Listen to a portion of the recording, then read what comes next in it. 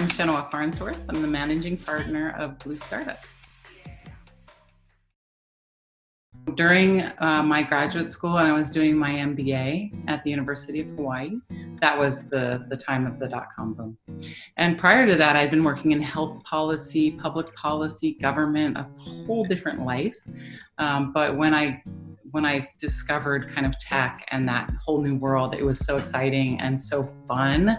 And the people were so interesting and so exciting. I was like, oh, I want to do that. There was not a lot going on at that time in Hawaii, for sure. But there was enough, actually, to get involved in a few startups. So I did turn my consulting practice basically from public policy to startup consulting. And I still had a host of mainstay businesses that, paid my rent. But the fun stuff for me was working with the startups, and I took equity in lieu of pay, and did stuff like that. That was, fun for me as a young person, exciting to be a part of it. I worked for maybe 4 or 5 startups in a row in that era. Here in Hawaii. They were tech startups here. And at around the same time, Hawaii launched a tax credit program called Act 221. It was a very generous tax credit program.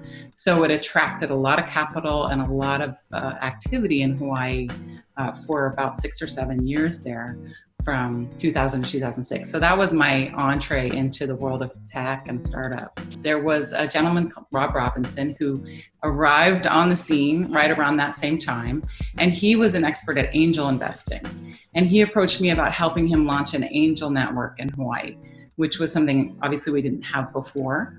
And it was very early days even for angel networks, around the country. But he was a thought leader in the space. He had just written the first book on angel investing that was published. He was a Harvard professor, very well established and distinguished. So he approached me about helping him start an angel network. And I was like, that sounds great, because it'll help my clients, the startups, get funding. At that point, it was really, who do you know? How do you, raise money in Hawaii? There was no network. There was no established group of investors at all. So that's why I jumped right in on that opportunity. So we were coming off this era of Act 221, which was a lot of activity, but what happened was 0809, right? The recession, economic crash, and things just came to a screeching halt. Like it went from, go-go days to just nothing. There was no companies getting started, no companies to invest in. It was dark days. And so my angel colleagues and I started thinking about, okay, how can we reinvigorate kind of the ecosystem here? What do we need to do to get to a place where we have investable companies again? So we were thinking about that. At the same time, the owners of Tetris, who are now my partners, right? Hank Rogers and Maya Rogers, they were thinking about as well, how do we not be the only tech company in Honolulu of size and matter, right? They are an IP-based company, a licensing company.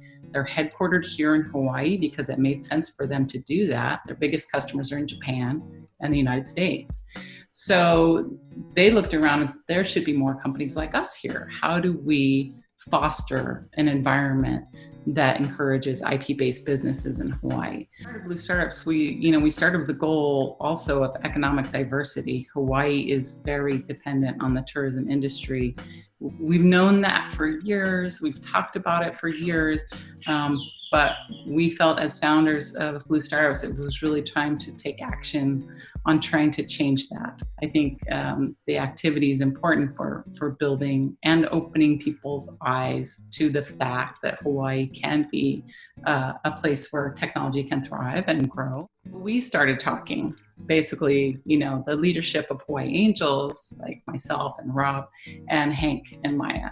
And we decided to come together and build Blue Startups. We were thinking about what is unique to Hawaii, right? What does Hawaii have to offer the world in startups that Silicon Valley can't do, that, Hong Kong can't do, that, what is unique? And one of the really unique aspects of Hawaii from a business perspective is its access to Asia and its access to the US. It's a part of the US, so we abide by the US laws, but we are in close proximity to Asia, and we have a lot of connections to Asia just historically through waves of immigration and also through our current tourism economy.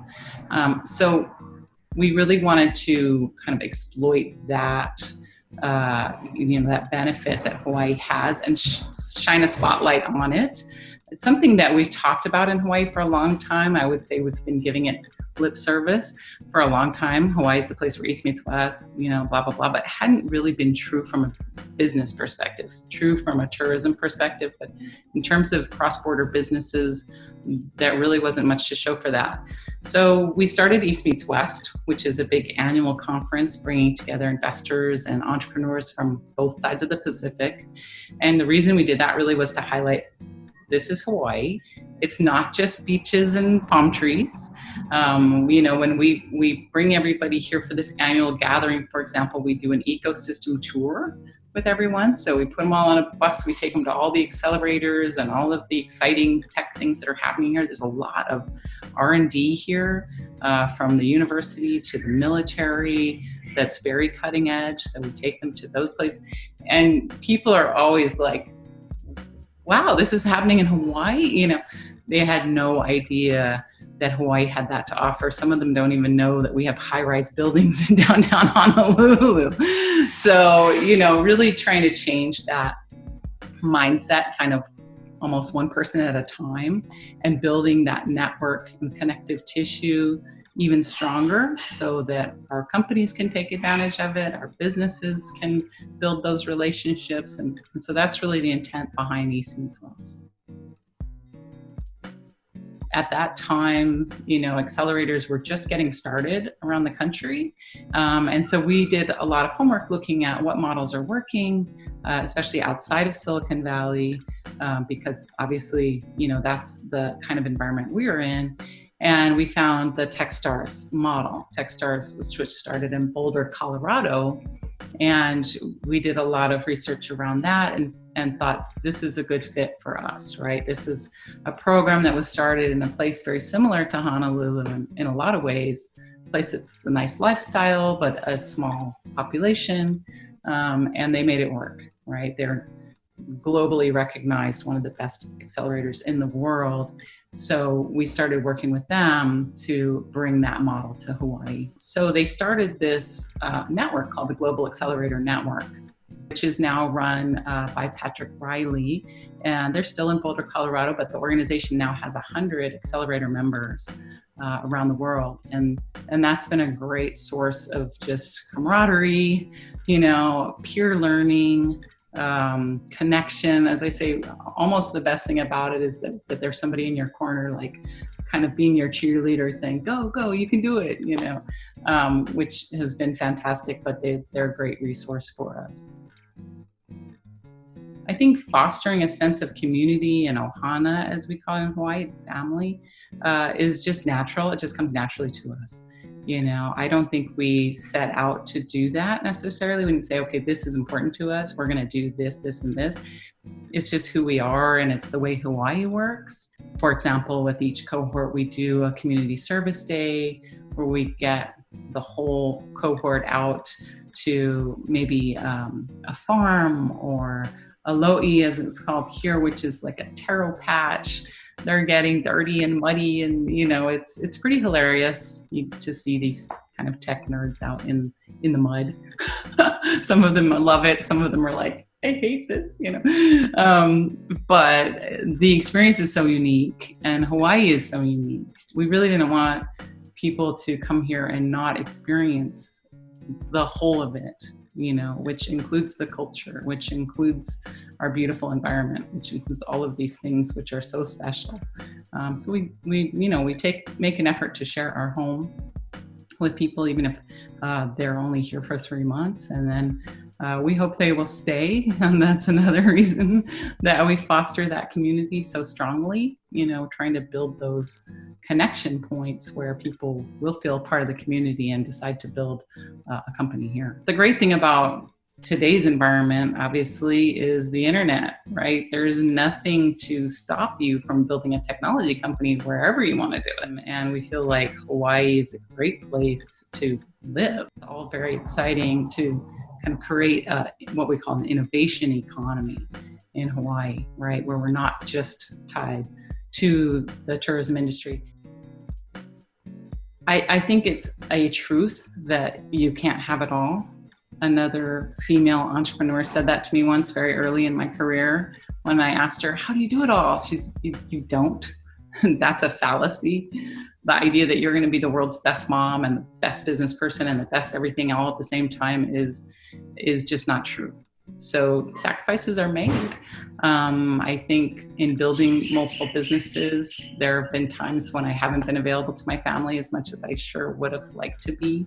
And then there are times, in between different things where I got to spend a lot of time with my family, like COVID-19. I'm getting to spend a lot of time with my family right now, which is fantastic. And I love that. But I think that's the price you pay if you're really going to dig in and build something and be 100% committed to it. And I tell my entrepreneurs that all the time. It's one of the interview questions that we ask. How, are you willing to put everything into this? Because there is no halfway. There is no I'm still going to go play on the weekends or, have a life. You're not going to have a life. You need to be very realistic about it. So I think entrepreneurs who start companies because they think they're going to bring more balance into their lives, that's a red flag for us. We're like, no, that's not what happens here, And so you really have to ask yourself that question. Is that for me or is it not? And if it is for you, you make some sacrifices to get it done.